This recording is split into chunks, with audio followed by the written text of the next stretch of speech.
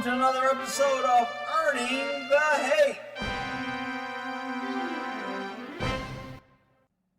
Hey, gun people. IRS, earning the hate. Are you kidding me? Now, I just did that video where California IRS, Franchise Tax Board, said I owed them money, didn't notify me, went into my Navy Federal Credit Union, took out $600. The credit union never notified me, and they never notified me. I had to call and find out where my $600 went.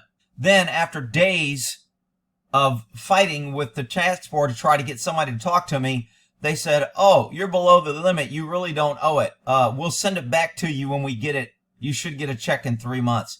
So they steal the money out. This is the Franchise Tax Board. Now we have the IRS hiring 87,000 new employees. And this is what the current employees do. A new report found 1,250 IRS employees were willfully delinquent on their own tax bills. Hundreds of those folks were repeat offenders. Let's bring in Senator Joni Ernst, Republican from the state of Iowa. I know you asked the Treasury to audit the IRS, and I know you just heard back. What did they tell you? Yes, Stuart, they said yes, they would audit the IRS. And so they do see this as a problem. As you noted, 12...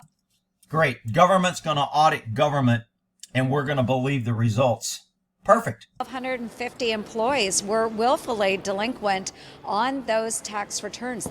So if you work for the IRS, you don't have to pay your taxes because you know your friends and you know buddies. It's kind of like cops don't get tickets, doctors don't get the clap. Lawyers don't get sued. This is all about the good old boy inside the government, protecting government. Hadn't paid their taxes, and there were 300 of them that were repeat offenders. Even one of them is an IRS criminal investigator. So we've got to stop this, and if we're hiring 87,000 new agents, maybe we should make sure they're policing their own agency first. Hiring 87,000 new agents. People, you realize that is a freaking standing army? I mean, do you realize how many people that is? Our federal government keeps growing, and the founders didn't want a large federal government. They didn't want the federal government to have a standing army. They wanted state rights. The states joined the union voluntarily, and now the federal government has made it unlawful for them to leave the union.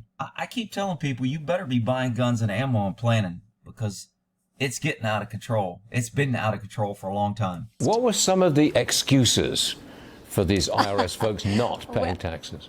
Well, the most egregious was that they didn't know how to use TurboTax.